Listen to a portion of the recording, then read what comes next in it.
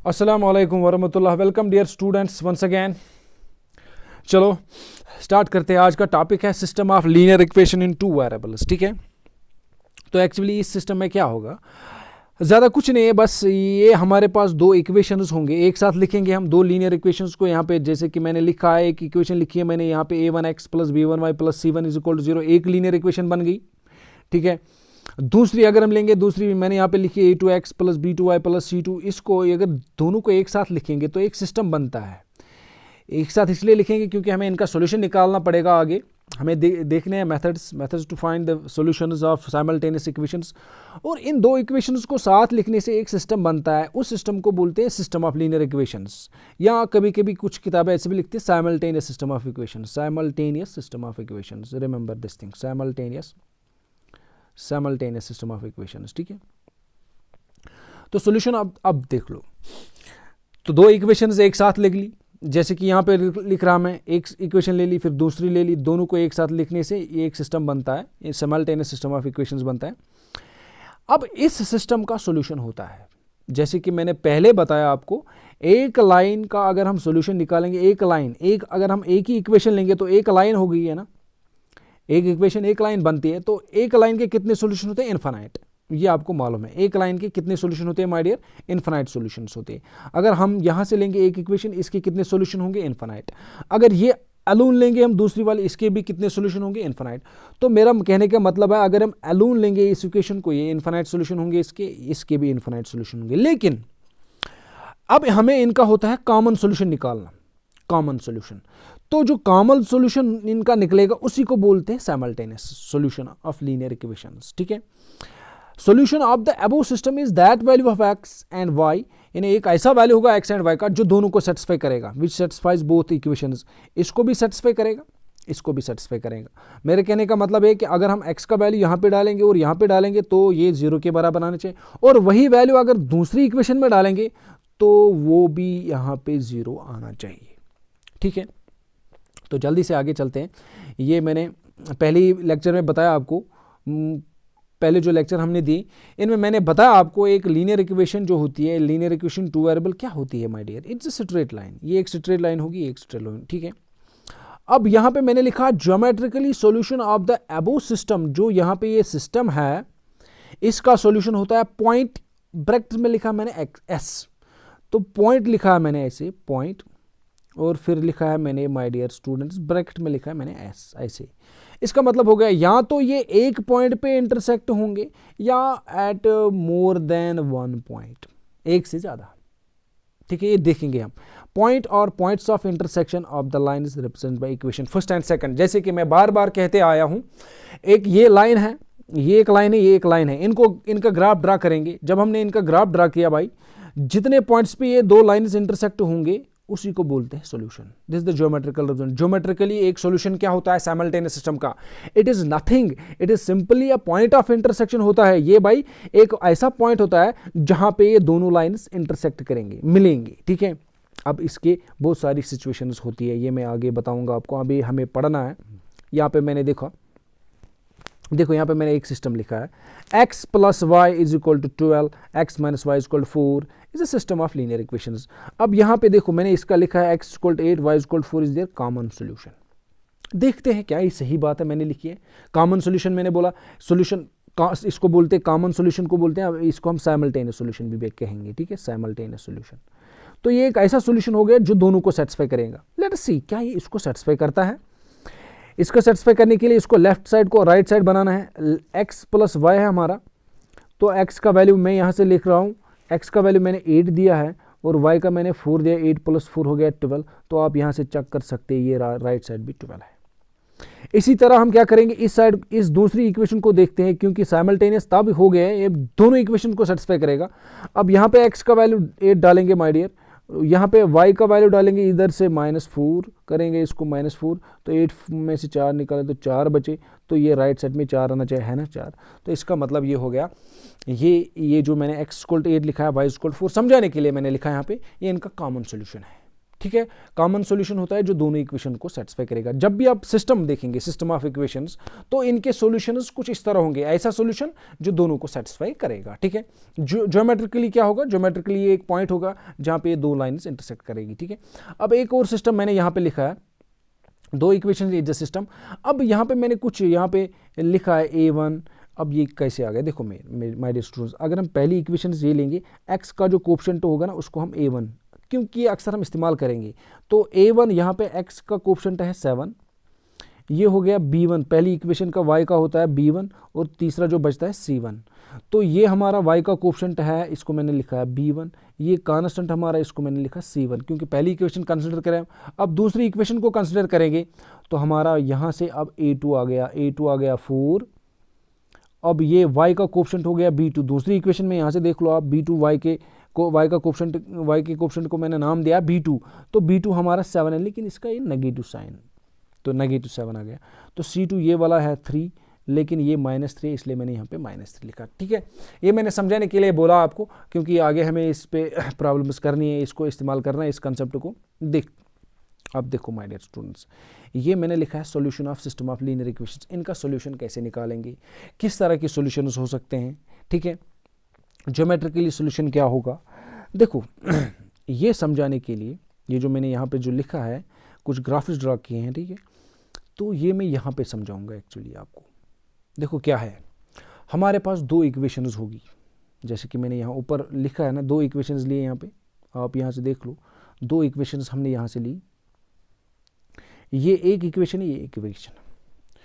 तो जैसे कि मैं बोलते आया हूँ भाई सब, ये इक्वेशन जो होती है लीनियर इक्वेशन, ये एक लाइन होगी, ऐसे हो सकती है ना, ऐसे होगी एक लाइन, और ये जो दूसरी इक्वेशन ये भी एक लाइन होगी, मे बी ये दो इक्वेशंस को मैं ऐसे ड्रा करूंगा, ठीक है, दो लाइंस को। तो इस केस में ये लाइंस देख लो भाई, ये एक पॉइंट पे इंटरसेक्ट हो रही है, तो ये इनका सॉल्यूशन हो गया। अब बोलेंगे सर ये कैसे सॉल्यूशन, ये ज्योमेट्रिकल सॉल्यूशन है इनका। तो एक पॉइंट के दो कोऑर्डिनेट होते हैं, बार बार मैंने पहले भी, एक पॉइंट के दो कोऑर्डिनेट होंगे, एक्स कोऑर्डिनेट और वाई कोऑर्डिनेट। जो एक्स का वैल्यू होगा वो एक्स, मान लो एक्स का कोऑर्डिनेट जो होगा वही एक्स का वैल्यू होगा हमारा। अगर मान लो इस पॉइंट के कोऑर्डिनेट हमारे 4,5 है, क्योंकि पॉइंट के दो कोऑर्डिनेट होते हैं, तो अगर ये पॉइंट ये चला आता है 4,5, तो इसका मतलब हो गया एक्स का वैल्यू 4 है, वाई का वैल्यू 5 है, ठीक है। तो इस तरह से ये एक हो सकता है, तो यहाँ पे यूनिक सॉल्यूशन हो गया, एक सॉल्यूशन।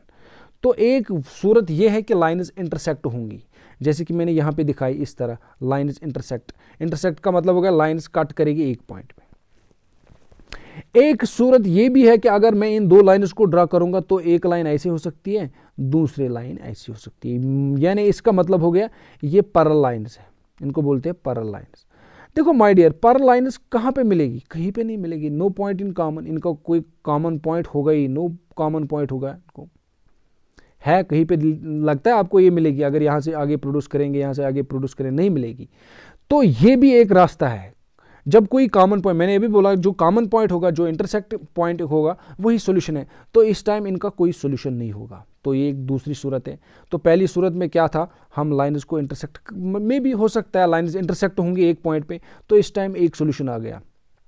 या ऐसा हो सकता है कि ये लाइन्स पैरेलल हो सकती है, तो इसका मतलब है कि इनका कोई सॉल्यूशन नहीं है। अब तीसरी सिचुएशन ऐसी है कि आपने एक बाई एक लाइन ऐसे ड्रा की, दूसरी लाइन भी इसी के ऊपर आएगी ऐसे, तो ये लाइन कितनी पॉइंट्स पे मिल गई, सारे पॉइंट्स पे, तो इस टाइम इनका सॉल्यूशन होता है इनफाइनाइट।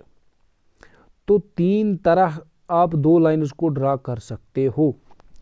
कितनी केस में हम दो लाइन्स का ग्राफ डाल सकते हैं, 3 सूरतों में, 3 केसेस।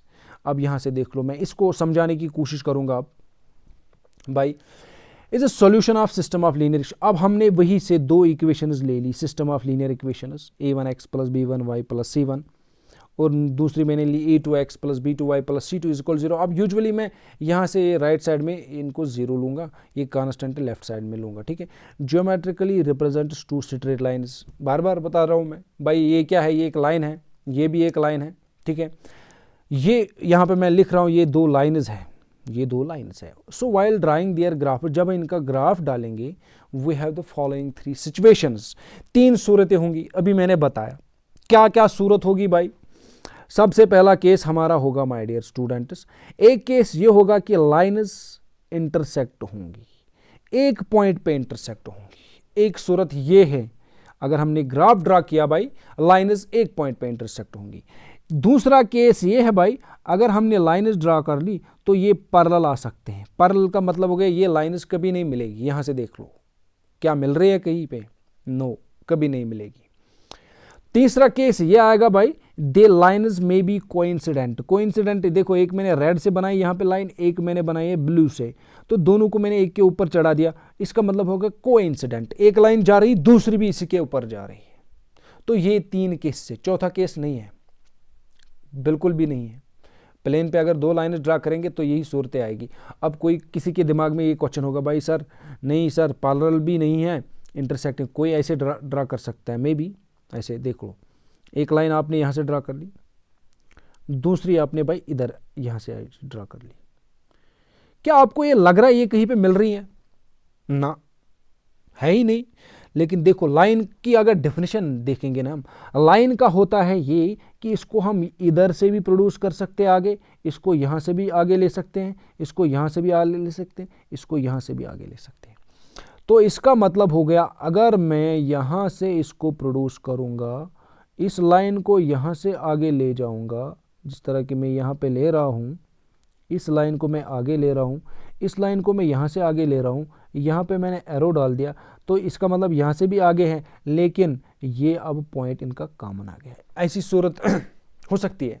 बोले कि सर लाइन पैरेलल नहीं है, लाइन कोइंसिडेंट नहीं है, मिल भी नहीं रही है। नहीं भाई, आपको वो प्रोड्यूस करनी है, जहाँ पे जितनी दूर ले जाओ, लेकिन एक पॉइंट आएगा जहाँ पे इंटरसेक्ट होगी।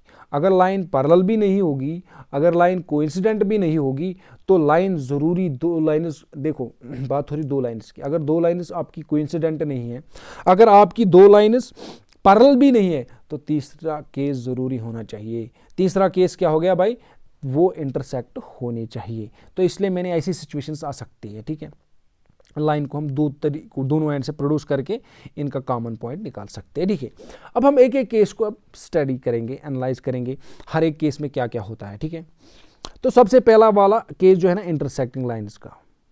इंटरसेक्टिंग लाइन्स, जब 2 लाइन्स एक पॉइंट पे मिलेगी, जैसे कि यहाँ पे मिल रहे हैं ना भाई, एक पॉइंट पे 2 लाइन्स मिल रही है। बात समझना, मैं ज्योमेट्रिकली आपको बता रहा हूँ, आपके ऑब्जेक्टिव्स भी इसी तरह होंगे वहाँ पे, क्योंकि वो वहाँ पे उतनी परेशानी है, सॉल्व द फॉलोइंग प्रॉब्लम, अब इसका सोल्यूशन निकालो, नहीं।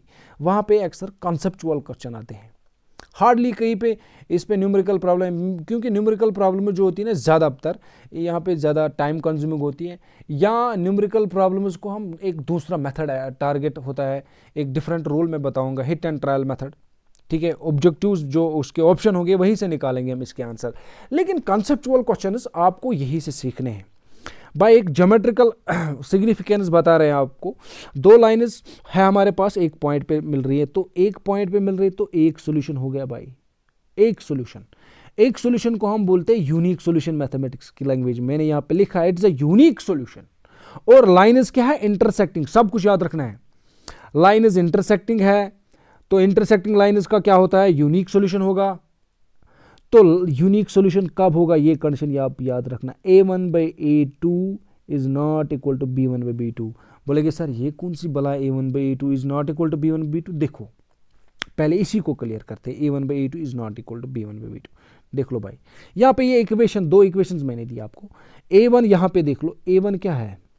x का कोफिशिएंट 1, a1/a2। a1 हो गया x का कोफिशिएंट, पहली इक्वेशन में x का कोफिशिएंट 1 है, दूसरी इक्वेशन में x का कोफिशिएंट क्या है? 1 है, तो इनका डिवाइड करेंगे 1/1, 1 आ गया। अब आपको निकालना है b1/b2। तो पहली इक्वेशन में y का कोफिशिएंट अगर कुछ नहीं तो 1 होगा, कुछ नहीं है। दूसरी इक्वेशन में y का कोफिशिएंट -1, 1/1, 1, तो -1। क्या ये और ये बराबर है? नहीं, बिल्कुल नहीं बराबर। तो हम लिखेंगे a1/a2 is not equal to b1/b2। तो ऐसा ही मैं यहाँ पे बोल रहा हूँ भाई ये a1/a2 is not equal to b1/b2। अगर पहले 2 कोफिशिएंट्स a1/a2 और b1 बाई यानी x के कोफिशिएंट्स पहली इक्वेशन और सेकंड इक्वेशन इनका रेशो, दूसरी इक्वेशन में y एंड दूसरी पहली इक्वेशन और दूसरी इक्वेशन में y के कोफिशिएंट्स का रेशो, तो इनका रेशो निकालेंगे। अगर वो नहीं बराबर आएगा, यहाँ पे मैं लिख रहा हूँ इज नॉट इक्वल टू, बराबर नहीं आना चाहिए। अगर ऐसा कुछ हो गया, बराबर नहीं आ गया, तो हम बोलते हैं भाई यूनिक सोल्यूशन है। यूनिक सोल्यूशन का मतलब हो गया इंटरसेक्टिंग है, सारा कुछ एक साथ इंटरसेक्टिंग है, तब ये होगा यूनिक सोल्यूशन होगा। ये होगा a1/a2 is not equal to b1/b2 and system is consistent.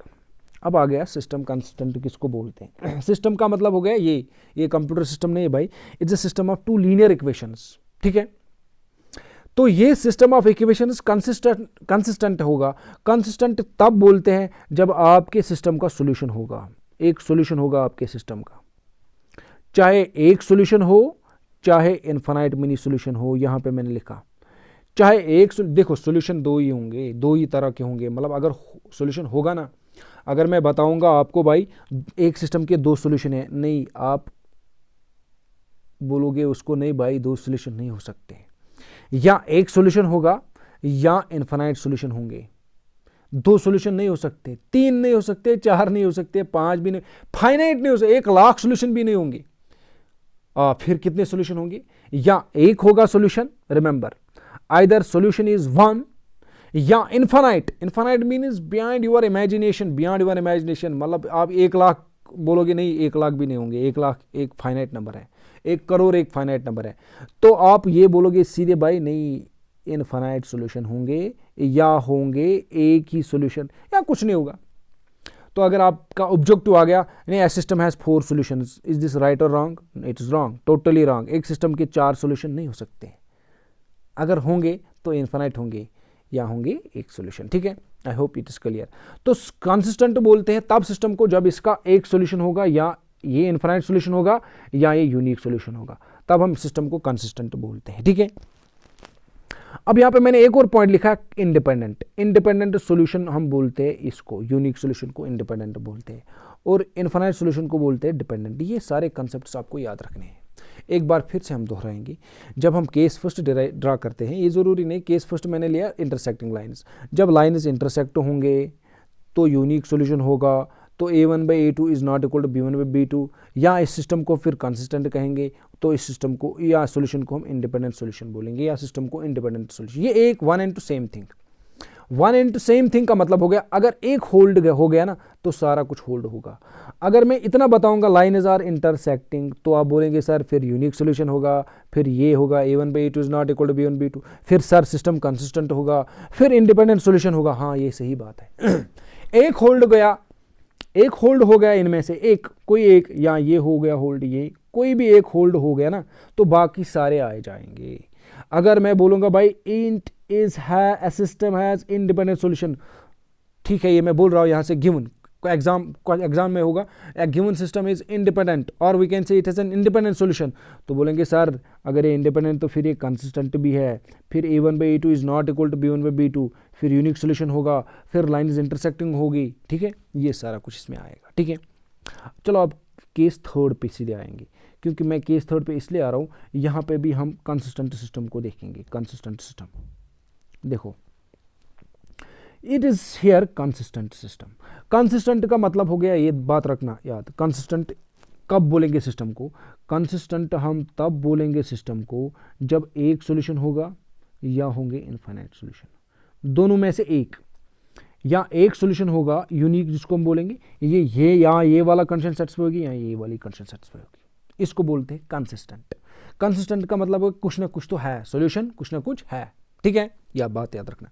तो जब ये देखो, अब मैंने बोला लाइन इज ड्रा कर रहा है भाई, तो एक केस ये आ सकता है कि लाइन इज इंटरसेक्ट होंगी एक पॉइंट पे, एक केस ये आ सकता है कि लाइन इज कोइंसिडेंट होगी, एक लाइन इसके ऊपर आएगी। तो इस टाइम कितने सॉल्यूशन, कितने पॉइंट्स पे लाइन इंटरसेक्ट होंगी? इनफाइनाइट पॉइंट्स पे। जब इनफाइनाइट पॉइंट्स पे इंटरसेक्ट होगी लाइन्स, 2 लाइन्स, तो इनफाइनाइट सॉल्यूशन आ गए। तो इनफाइनाइट सॉल्यूशन की ये कंडीशन आप याद रख लेना, इट्स वेरी इंपॉर्टेंट। तीनों रेशो बराबर आएंगे, a1/a2, b1/b2, c1/c2। इसका मतलब हो गया जो x के कोफिशिएंट्स है पहली और दूसरी इक्वेशन में उनका रेशो होगा डिवाइड, y के कोफिशिएंट्स पहली इक्वेशन और दूसरी इक्वेशन में उनको रेशो b1/b2, और c1/c2 हो गए कांस्टेंट जो होते हैं हमारे, ठीक है, x एंड y के छोड़ के जो तीसरा बचता है वो कांस्टेंट होता है, उनका रेशो दोनों इक्वेशन में, ठीक है। तो वो तीनों के तीनों रेशो बराबर आना चाहिए। बराबर आ गए, then it's has infinite solution, ठीक है। देन द लाइन्स आर कुछ, एक चीज होल्ड होनी चाहिए, बाकी सारा कुछ होल्ड होगा। सिस्टम, अभी मैंने बोला सिस्टम क्या होगा, कंसिस्टेंट। और इस सिस्टम में हम बोलते it has independent solution. Dependent solution, बात याद रखना मेरी, it has a dependent solution.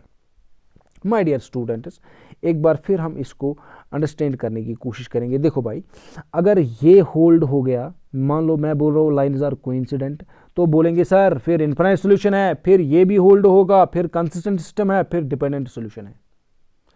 अगर मैं बोलूँगा नहीं भाई ये ऐसा कुछ है ही नहीं, ये सिस्टम में, अब मैं बोल रहा हूँ भाई ये कंडीशन होल्ड हो रही है, A1/A2 is equal to B1/B2 is equal to C1/C2, तो क्या बोलेंगे आप, नहीं सर लाइन इज कोइंसिडेंट है, बिल्कुल, फिर line is coincident, sir line is coincident है तो फिर इनफाइनाइट सॉल्यूशन है, बिल्कुल, फिर सिस्टम कंसिस्टेंट है, फिर डिपेंडेंट सॉल्यूशन है। देखो सिंपली एक कंडीशन होल्ड होगी, बाकी सारी कंडीशंस, इसलिए मैंने एक एक करके मैंने इनको लिखा है।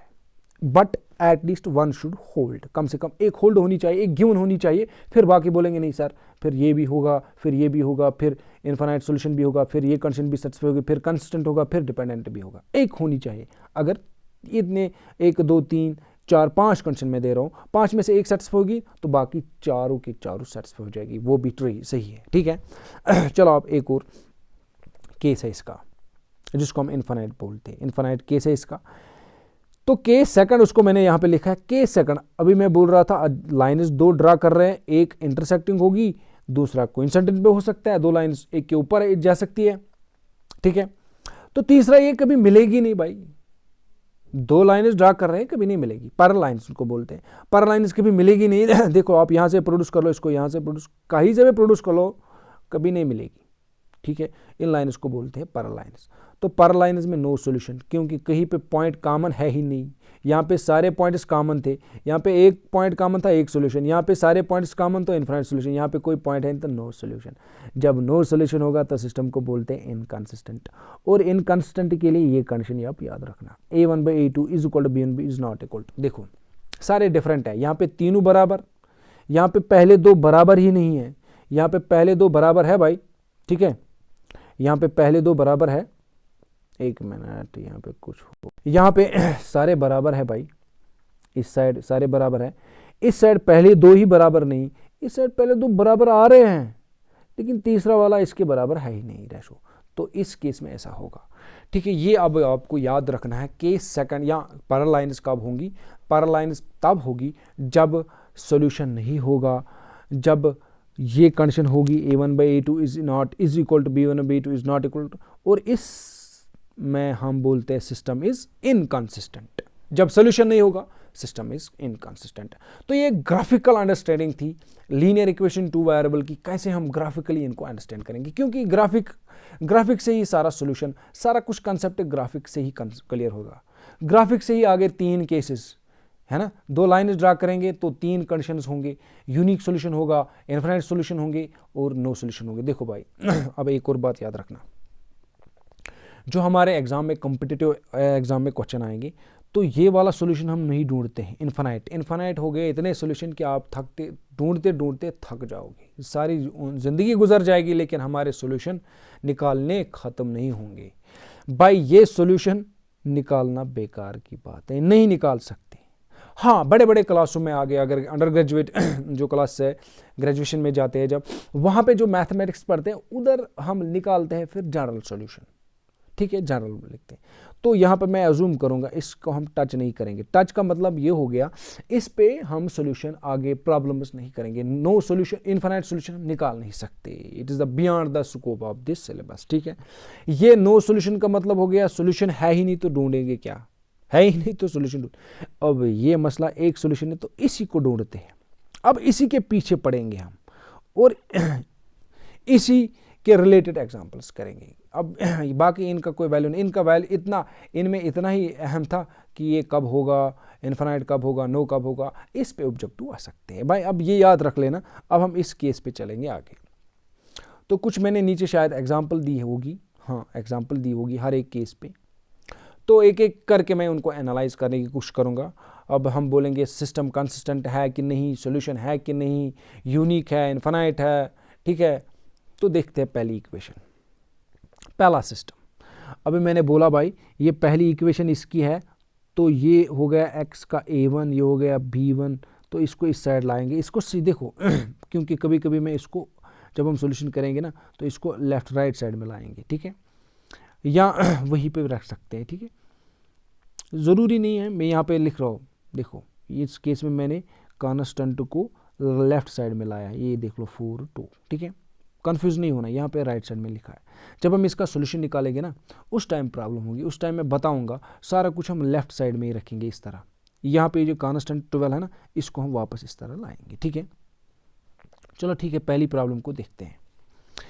तो ये हमारा a1 है, यहाँ पे मैं लिखा a1 इक्वल 3, और ये हमारा b1 क्या है, b1 हमारा 4 है माय डियर स्टूडेंट्स, ये देख लो b1 हमारा 4 है, तो मैंने यहाँ पे लिखा b1 4, c1 हमारा 12 है, जो मैंने लिखा ही नहीं, क्यों नहीं लिखा मैं बताऊंगा। अब आपके लिए लिख सकते हैं यहाँ पे c1 इज इक्वल 12।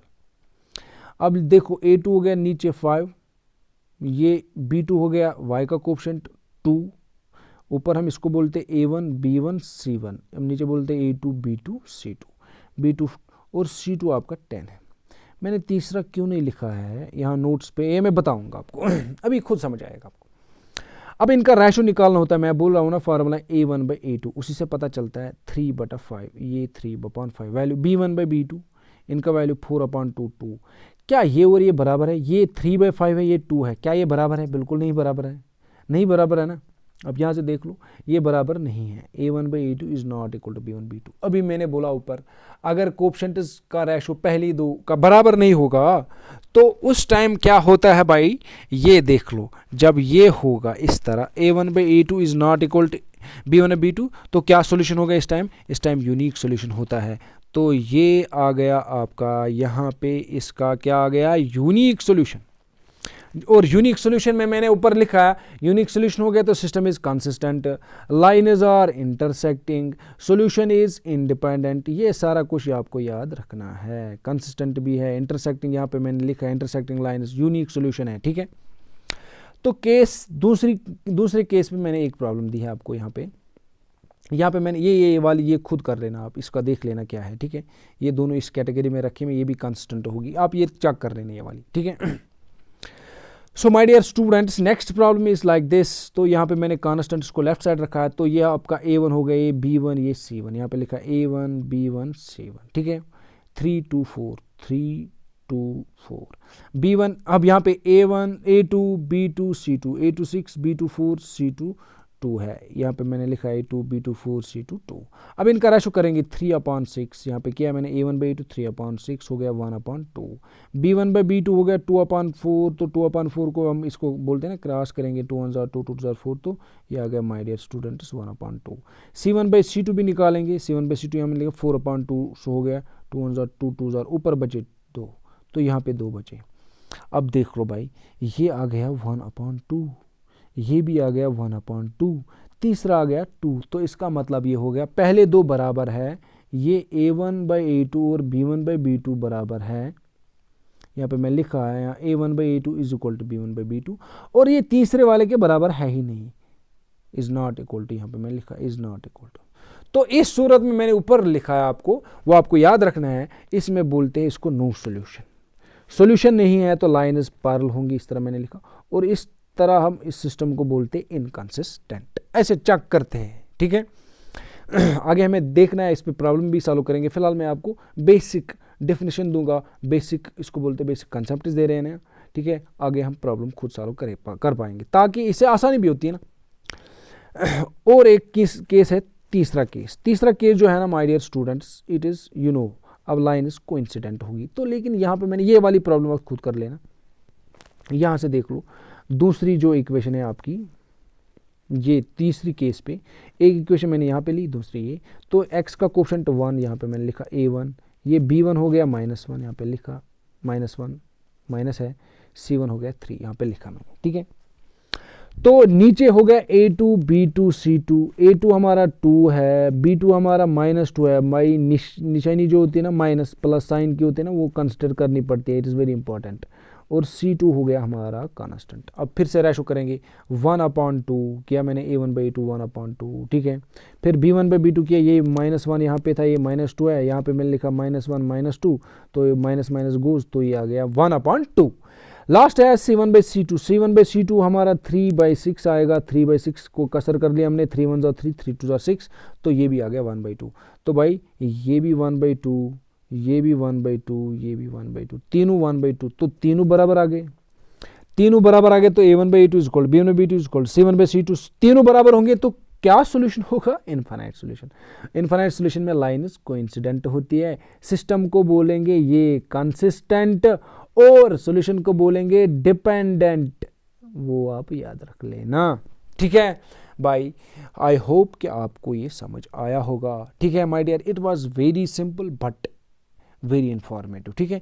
ये एक एक प्रॉब्लम आप यहाँ से खुद कर लेना, ये मैंने यहाँ पे एक प्रॉब्लम दे दी, इसी तरह कर लेना इसको, ये एक और प्रॉब्लम दे दी इसी कैटेगरी में, ये एक और प्रॉब्लम दे दी इसी कैटेगरी में, आप देख लेना क्या सही है, ये फर्स्ट केस में फॉलो होगी क्या, ये ज़रूरी सेकंड केस में फॉलो होगी, ये थर्ड केस, और ये केस आपको याद रखने पड़ेंगे, ठीक है।